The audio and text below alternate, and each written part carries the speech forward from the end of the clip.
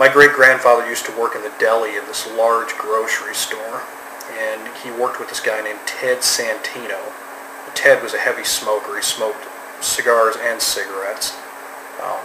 At one point, he had lung cancer. He actually had one of his lungs removed, yet amazingly, he continued to smoke.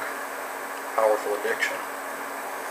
Every Friday, my mother, my younger brother, and I, we'd go up to this grocery store to shop and to visit with great-grandpa. And we'd see Ted up front, out of breath, bagging groceries. I used to play the Punisher arcade game, which was right beside the lottery desk.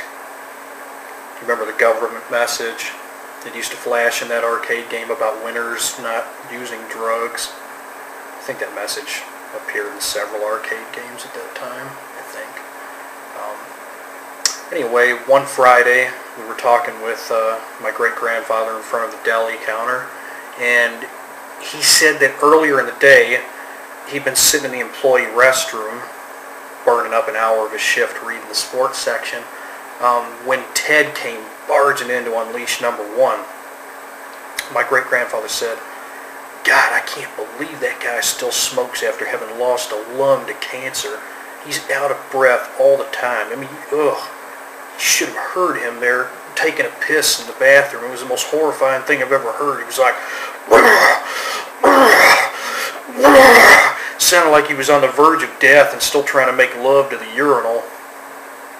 And that description cracked me up. And at that moment, Ted walked past us on his way to another restroom visit, and the owner's son, Tris, who was named after the great baseball player Tris Speaker. This guy, he wasn't shy at all. He was a real cocky extrovert. My great-grandfather must have told him a story about Ted Santino's bathroom break earlier in the day, because Tris yelled to Ted, "Hey Ted, you going back into the bathroom again? Do you have sex in the bathroom? You have sex in the bathroom again?" Well, Ted got it. He stopped dead in his tracks, and the funny thing is, he didn't really look ashamed. He slowly turned toward my younger brother and I, and he said, "Kids, avoid two things in life, smoking and powerlifting." And he walked away into the bathroom. I guess he'd suffered from terrible joint pain, and he attributed this to an early career in powerlifting. I guess he was a pretty good powerlifter. He was a really stocky guy. In the face, he looked like an old Peter Lorre, but yeah, he was built like Dick Butkus from the neck down. Old Ted Santino. Yeah, when they tore down that big grocery store, they found him amidst the rubble with a rose in his hand and a bullet in his forehead.